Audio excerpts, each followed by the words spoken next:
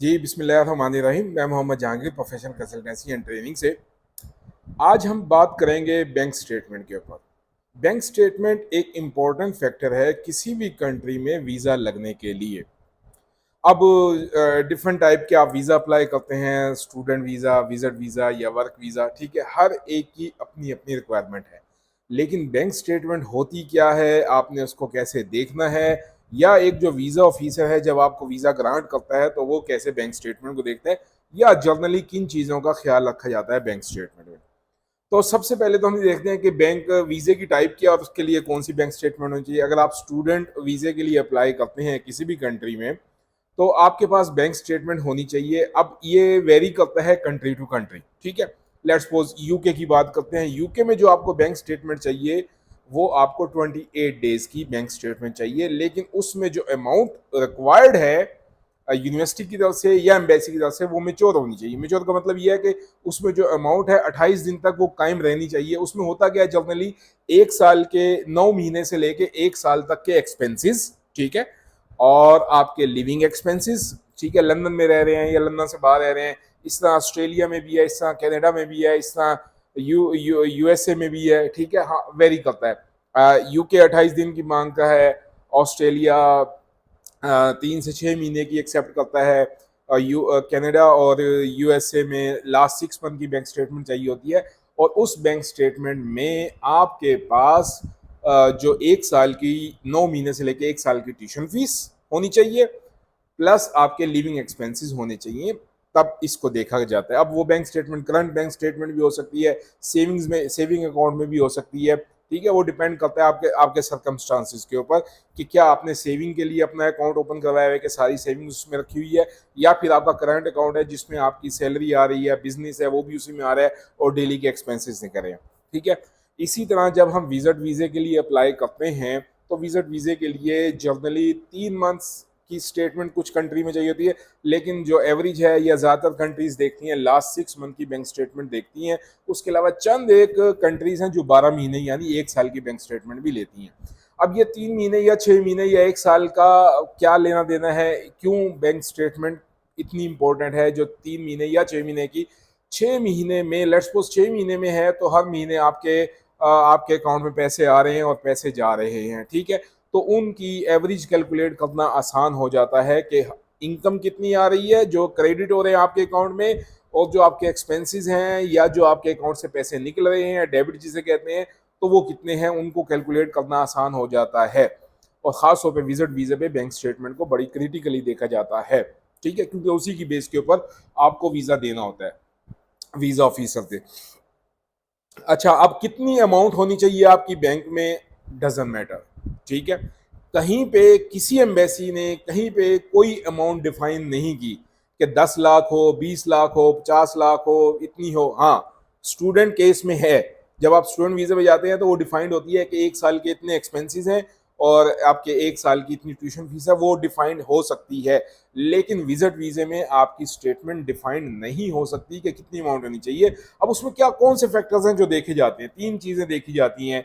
आपके क्रेडिट, ठीक है, यानी सोर्स ऑफ इनकम क्या है, पैसे कहाँ कहाँ से आ रहे हैं, जॉब से आ रहे हैं, बिजनेस से आ रहे हैं, कोई रेंटल वैल्यू है, कोई XYZ आपका बिजनेस है वहां से आपके पैसे आ रहे हैं, तो वो पैसे यानी आपके अकाउंट में कितने क्रेडिट हो रहे हैं हर महीने। उसके अलावा आपके डेबिट यानी आपके एक्सपेंसेस, जो आप कैश निकलवाते हैं, जो आप बिल्स पे करते हैं, इलेक्ट्रिसिटी के, स्कूल की फीसिस पे करते हैं, अपने घर के जितने भी आपके डिपेंडेंट हैं, सारे खर्चे मर्चे आपके उस अकाउंट से निकलते हैं हर महीने, तो वो आपके डेबिट होते हैं।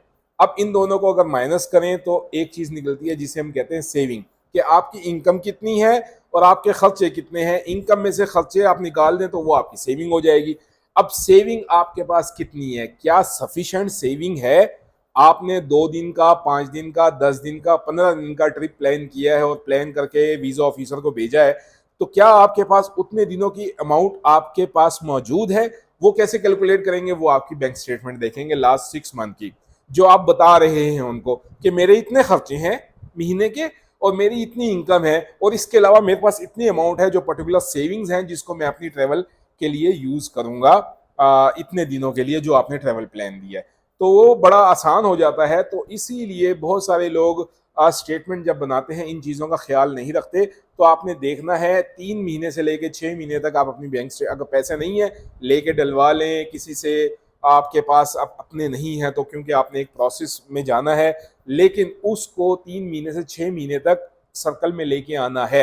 और सर्कल में भी आप अगर अगर लेट्स सपोज मैं चले कह देता हूँ जी फेक तरीके से लेके आना चाहते हैं, लेकिन फिर आपने अपनी इन ट्रांजैक्शंस का ख्याल रखना है कि ये चीज़ें कैलकुलेट होंगी, मंथली एक्सपेंसेस आपके कितने हैं और मंथली इनकम आपकी कितनी है, पे स्लिप भी आपको शो करनी पड़ेगी, अगर आपकी कोई रेंटल इनकम है वो भी आपको एफिडेविट वगैरह या कोई चीज़ दिखानी पड़ेगी, यानी जो भी ट्रांजैक्शंस हो रही हैं उसके आपको प्रूफ्स देने पड़ेंगे, ठीक है, यानी कि उसके डॉक्यूमेंटेशन देनी पड़ेगी। अगर इंटरव्यू है तो इंटरव्यू में बताना पड़ेगा, पूछते हैं क्वेश्चन पूछते हैं बिल्कुल। और ज़्यादातर वीज़े रिजेक्ट भी इसी वजह से होते हैं। अब मैंने कहा अमाउंट वैल्यू नहीं करती, मेरे पास ऐसे भी केसेस हैं 3 लाख 4 लाख पे वीज़े लगे हैं कनाडा के, यूके के, बड़े बड़े कंट्रीज़ के, लेकिन मेरे पास ऐसे केसेस भी हैं करोड़ों की अमाउंट है और जेन्युइन है, बिजनेस है, लेकिन वीज़े रिजेक्ट हो गए हैं। तो अमाउंट इतनी ज़्यादा, हाँ एक हैंडसम अमाउंट होनी चाहिए, बिल्कुल होनी चाहिए, लेकिन अमाउंट के ऊपर आपका वीज़ा ना तो लगेगा और ना रिजेक्ट होगा कि हाँ जी आपने किसी से लेके अमाउंट डलवा ली है तो उसकी बेसिस नहीं।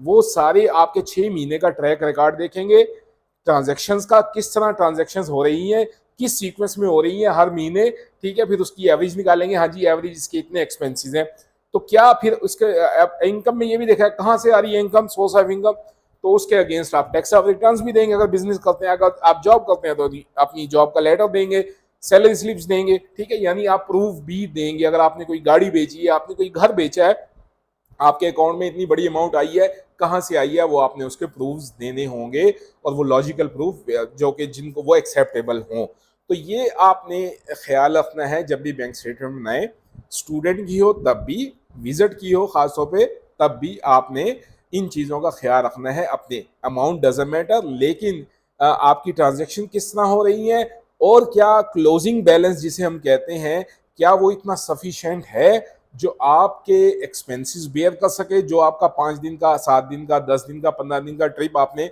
अरेंज किया, क्या उसको के लिए काफ़ी है, प्लस आप जो 15 दिन के लिए, 20 दिन के, समटाइम महीनों के लिए भी आप जाते हैं बाहर, तो क्या जो आपके पीछे खर्चे हैं, एक्सपेंसेस हैं जो हर महीने होने हैं, वो पिछले 6 महीने से देख रहे हैं, तो क्या वो उसमें सफिशिएंट अमाउंट है आपके अकाउंट में कि वो पिछले पीछे वालों के खर्चे, यानी जो आप पे डिपेंडेंट हैं उनके खर्चे भी चलते रहें, आपके रेगुलर एक्सपेंसेस भी होते हैं, प्लस आपके पास इनफ सेविंग्स हो जो आपको आगे हेल्प आउट करें। तो जब भी आप बैंक स्टेटमेंट बनाएं या प्रिपेयर करें अपने वीज़े के लिए, किसी भी टाइप के वीज़े के लिए, तो आप इन चीज़ा चीज़ों का ख्याल रखें। तो इंशाल्लाह जब आप इन चीज़ों का ख्याल रखेंगे, सोर्स ऑफ इनकम आपके सारे यानी बैंक स्टेटमेंट की जो ट्रांजैक्शन है उसके अगेंस्ट आप लॉजिकल प्रूफ्स भी प्रोवाइड करेंगे, तो इंशाल्लाह आपको वीज़ा मिलने में कोई परेशानी नहीं होगी। डजंट मैटर कि आपके अकाउंट में 6 लाख है, 8 लाख है, 10 लाख है, सिर्फ वो आपके उस ट्रिप के एक्सपेंसेस को कवर करना चाहिए, प्लस आपके पास इतनी सफिशिएंट सेविंग्स हो जिससे आपके डिपेंडेंट भी पीछे गुजारा कर सकें, ठीक है। सो उन चीज़ों को आप जितना क्लियरली वीज़ा ऑफिसर को बताएंगे डॉक्यूमेंटेशन के साथ, और कवर लेटर में भी आपने ये चीज़ एक्सप्लेन करनी होती है ताकि क्लैरिटी हो जाए वीज़ा ऑफिसर को, फिर उसकी बेसिस पे वो डिसीजन लेगा। और इंशाल्लाह अगर आप इस चीज़ को कैटर करेंगे तो बैंक स्टेटमेंट की बेस पे आपका वीज़ा रिजेक्ट नहीं होगा, अगर आप इन चीज़ों को देखेंगे, और आपका वीज़ा लग जाएगा और आप आसानी से ट्रैवल कर जाएंगे। आई होप कि ये इन्फॉर्मेशन आपके लिए फ़ायदेमंद होंगी, इस से फ़ायदा उठाएं खुद भी और आगे भी शेयर करें इंशाल्लाह। और अगर कोई क्वेश्चन है, कोई क्यूरी है तो आप मुझसे पूछ सकें। Thank you very much.